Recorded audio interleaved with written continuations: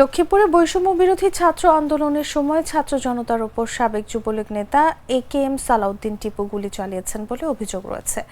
এর একাধিক video viral ফেসবুকে। পৃথক দুটি হত্যা মামলায় তাকে প্রধান আসামি করা হয়েছে। 4 আগস্টের পর থেকে তিনি কোথায় আছেন জানেন না কেউই। তার পরিবারের সদস্যদেরও খোঁজ নেই।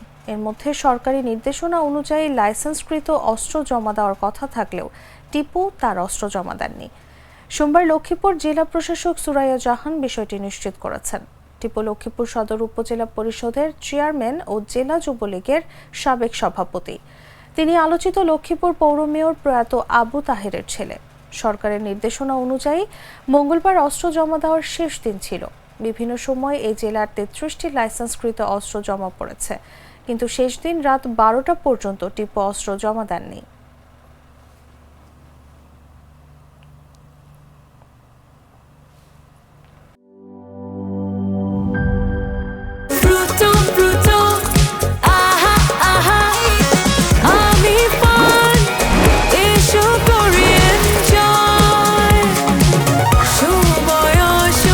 প্রাণ ফ্রুটো, সময় অসময় ফ্রুটোময়।